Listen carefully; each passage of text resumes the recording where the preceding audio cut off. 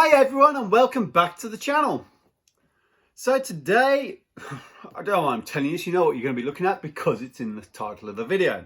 I've got something a little bit different for you to look at today. It is the Velites Invicta G3 shotgun. And here it is. And what I don't mind saying is a rather nice box. But to have a look at the actual unboxing, I'm going to put it on the desk because it makes it a lot easier for me to film. Remember guys, if you like the channel, give us a thumbs up. Subscribe and you'll get the updated content, and press the little bell as well so you get the first dibs on when we put a video on. So without further ado, let's get on. Hey guys, so this is the Velites Invicta G series by a company called Secutor. Now I've had a look at the Secutor stuff for a while. They do a range of pistols. They do the Rudis, the Gladius, then they did the shotguns and the Velites, and they do a Rapax as well, which is more of a DMR. And some of the guns seem quite good value, and you sort of think, is it all looks and no performance, a bit like X Factor, or is there something to it?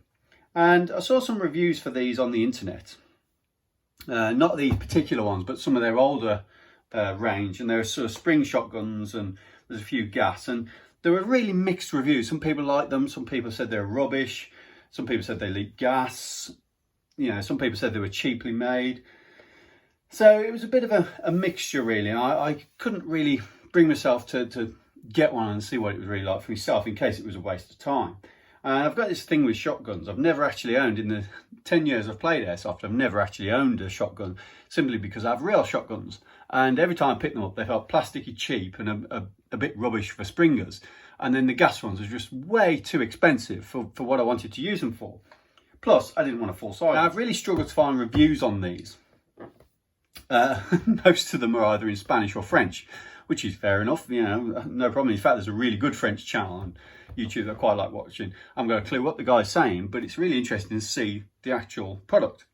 And when I saw these, they came up, and I looked at them actually on the Bespoke Airsoft's website, and it claims that they've got internal upgrades of silicon tubes, larger type of clamps, stronger hammer springs, improved cylinder, new spring guides, thicker, better quality O-rings, CNC aluminium parts, new screws and body and gearbox. So I thought, you know, that sounds pretty good to me. And from what I've seen in the videos, it looks very, very much like the Jag Arms shotguns, which are considerably more expensive. So I thought, you know what, we'll take the plunge and we'll see what it's like. So, start with the unboxing. On the cover here, we've got actually quite a nice quality box with a tactical dude, and looks like he's been doing some grave robbing in some kind of historical Roman site and found himself a helmet. So let's have a look inside. So I'll get this out the way. And we have a cardboard box with some foam. So let's open this up, see exactly what we get in the box. So here we go. So we've got some instructions. Tells you how to use the shotgun, all pretty standard stuff. How to load the shells, how to pump it, where the safety is, all the good stuff that you probably already know, and how to fill it with gas, which is pretty important. So that's that. We've also got another set of instructions about not shooting yourself in the face and other people and waving it around in public, and for some reason it tells you the same information as it does inside about how to load shells and everything else. And maybe I haven't noticed, but maybe there was a mistake in the actual book, and that's a correction. So we've got quality control, is that? Also, I think that's a test certificate to say that it's been tested. We have a bag of BBs in here, 7.2s I think. We have 3 shotgun shells, we can get them out, which are 30 rounds. Now some of the old Secutor shells were 28 rounds, which were a bit odd, but 30 rounds are better. And we have a speed loader. Actually feels quite a nice, solid, good quality speed loader. So nothing fancy, anything, you know, pence really, but you can never have too many of these things. So it's always good to have a spare speed loader, especially as mine's starting to give up a bit now. And finally, we have the shotgun. Now, first thing, we have a nice quick release sling mount attached to the rear of the receiver, which is nice. and we'll get the gun out the box. Oops, I'm knocking the camera over. Come on, out you come. Right, let's get the box out of the way. Okay, so I've just seen an unjamming rod in the box as well, but I don't think I need to show that to anyone because it's an unjamming rod. So we've got the shotgun there and we have one shell. So let's flip this bad boy over and have a look at it. So first impressions is metal and lots of it. Everything except for the grip and the Mo style stock, Magpul style stock is metal. So this is all metal here. Nice quick detached sling mount there. We have a full metal receiver, feels like some kind of aluminium. Metal rail across the top and sights. We have metal barrel, metal mock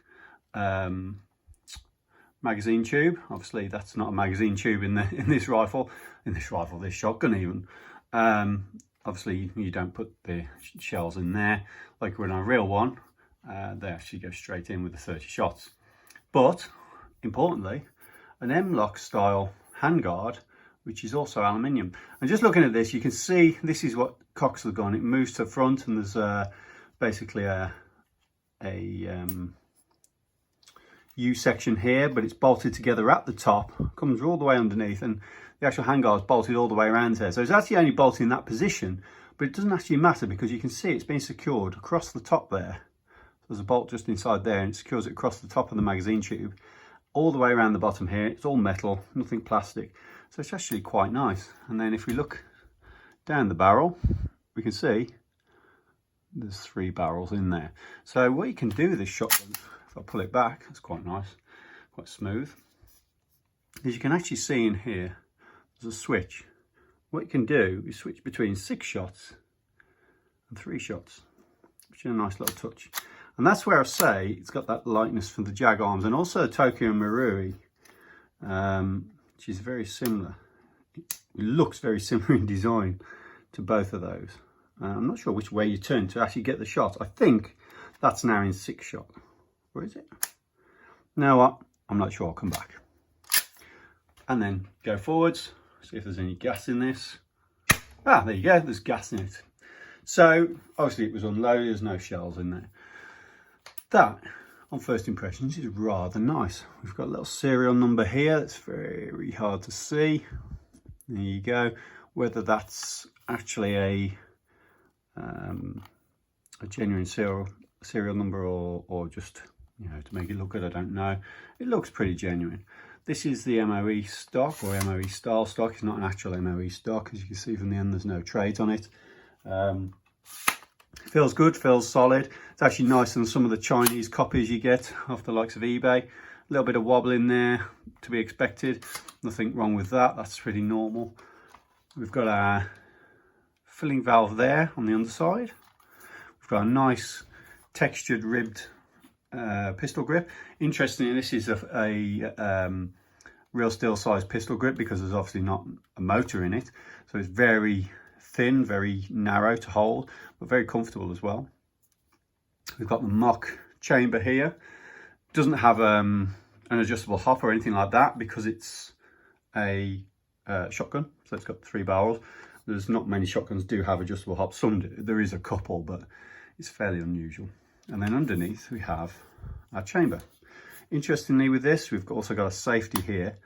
But interestingly with this is all metal. All the trigger guard is all metal. The release handle for the door is metal. The door itself is actually metal. So actually, it's actually quite impressive how many parts on this are actually made of metal, and it is quite a weight. And it doesn't rattle much considering if you hold on to the stock, it doesn't actually rattle at all. It's pretty solid feeling. And obviously inside you can see some of the parts. It looks well greased. I probably won't take this down anytime soon. I'll just use it and see how we get on. So this is the shotgun shells you use. This is the ones that came with it, the Secutor ones. When it's empty, it pushes all the shells out. It doesn't leave any inside the magazine because if you put it in here, out, the follow goes all the way out. And to load it, you simply put it in, shut that down, close the door, and you rack it and you fire it, and away you go. So again, just to show you what it's like, you fire it. Sounds nice. Looks good with a little puff of gas coming out the end. Sights are a simple ring on the top, nothing on the front. You could put a red dot on if you wanted, or a reflex sight maybe, or a hollow sight.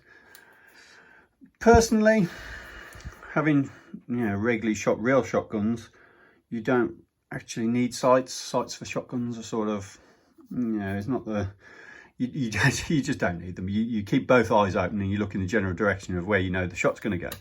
And that's pretty much all you need for this. If you've got an idea with that little ring, you certainly don't need a front post to guide the shots in. That would be absolutely fine. And then you can close it up, have it on a single point sling. If you want to use it as secondary, just drop it down around your back. So far, first impressions, it's quite nicely made. It looks really good. And it really does look, if you look at any videos of the Jag arms or even the Tokyo Marui, it looks very, very similar. So I think it's based on the same design. So to get the shell out now, there's two ways of doing this. You can press it up, open the door, and the shell doesn't come out. And you can then release it. You can either take it with your hand or you can release it with this. Or if you want, you can pull this back. Now, just to notice this, you can push it up to release it, like so. But if you want to do it all in one go, you can actually pull it back and it all comes out at once. So if you want to do a speedy reload, you can actually do that quite easy. And away you go again. Rack it, and off you go. This is going to be fun when clearing rooms and buildings. I may even use it when I'm using my sniper loadout, just swing it round back on a single point sling. And if I come into contact with buildings, which I don't a lot as a sniper, but if I do, and I want to find a position in the building to fire from, it'd be quite good fun to clear the rooms with this if there's anyone in there. So far, so good. First impression, good. It's not the lightest thing in the world, that's for sure. I think it'd be quite nice to have maybe an angled foregrip on the front. In fact, I've got one in my spares box over here. I'm not sure how it can look. Let's give it a look at that. Maybe a bit big actually.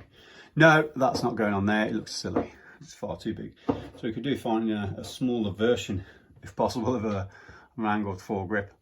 I certainly don't want an upright foregrip because it puts these under a lot of pressure on a shotgun. So we'll see what we can find now, just to make it a bit chunkier. And that is pretty much it. So let's put a bit extra gas in and we'll chrono it. Now, when I'm chronoing this, I'll be chronoing it with the 3 separate shells doing 1 shot at a time because my chrono doesn't like it when you put multi-shot through. And we'll also check the setting on the switch to see which way it is for 6 or 3 shots. So I've put some gas in. This is the ASG Ultra Air gas that I'm using. I'm using 0.2 RZR rounds from Nuprol. These aren't what I use out and about on the field. I simply use them because they're cheap. So when I'm upgrading and testing guns, they're quite useful. Okay, so we're going to try this with 1 BB in the shell to try and get an accurate reading. See what comes out.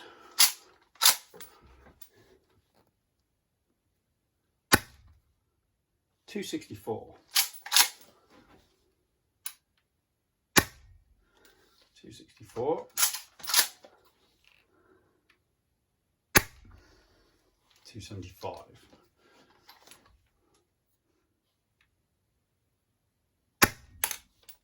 266. 270. 283. Yep, 102. Right, what we're going to do is try and fill it with gas, because this could mean we're using a lot of gas. And there you go. So gas makes a big difference to this gun. It likes gas. It's quite thirsty. And we'll keep an eye on that. It may be that seals just need bedding in, but I didn't put a huge amount of gas in there. Having said that, it wasn't empty. So just keep an eye on that. The pressure did drop very quickly. I did it off camera because I saw a sudden drop and I was like, ooh, something gone wrong here. So guys, that is Secutor's take on a gas shotgun in the form of the G3 on this case. They do a long version, which is the, I think maybe G4 or 5. Airsoft Mike did a review on it a while back, and it certainly looks the part, looks good. You've got a shell carrier and you've got foregrip, different things. Quality of it feels really good. It feels really solid. So far so good, I like that. It's gas hungry, although we've got to see whether the seals settle down a bit. It's a bit tricky to fill. It does leak a little bit as you fill it on the fill valve. Other than that, once it's in, it's fine. But would you use it as a primary? I personally wouldn't, because I don't like running around with cans of gas on the field instead of magazines. It'd make a perfect secondary for clearing out rooms or just as a panic backup. So that's what I'll use it as, and that was my intent anyway, so that's a success. As far as quality concerned though, it feels very nice. It feels one of the best feeling shotguns I've held that haven't cost £300, and that's the key with this. You've got to think about the price. This one cost me £159 plus postage, which was £2 from Bespoke Airsoft. For a gas shotgun that with this kind of quality feel to it, I think it's a bargain, if I'm honest. You see a lot of shotguns, they did sort of fan bottom replicas a while ago that were all plastic. Apparently they worked okay, but they were spring shotguns. They're very plasticky, they're very light. In comparison to this feels a different thing altogether. And that goes for quite a few of the sort of plastic spring shotguns. This is in a different league. And for an extra, over those, for an extra say between 59, maybe even down to £49, I actually think this is a bargain in comparison. So I'd certainly say this is one to watch. I'll give you an update on it and how it performs and how it gets on, to make sure that it's reliable and it's usable and it's not running out of gas after every shell, because you need some consistency with something like this, because with the chrono we did see the FPS drop off suddenly, so you'll know straight away. I did go and shoot it in the garden. What I will say, they're fixed hops in these, so you can't adjust the hop up with 3 barrels, which is pretty normal. It didn't fire the 0.2s that straight, it was over hopped, so I'd recommend 0.25s, maybe even 0.28, see how you get on with it. I'll let you know again if I get some different weight BBs through it, if I get a chance in the next few weeks, and give you an update. Stay tuned for update. I have got an update on the ASG Shadow, the SP01. It's been a little bit naughty, so I want to do an update on that to let everyone know exactly what it's like and what to deal with and what the problems are and how to fix them. So stay tuned for that. If you like the video, give us a thumbs up, remember to subscribe. I'll see you in the next one. Thank you.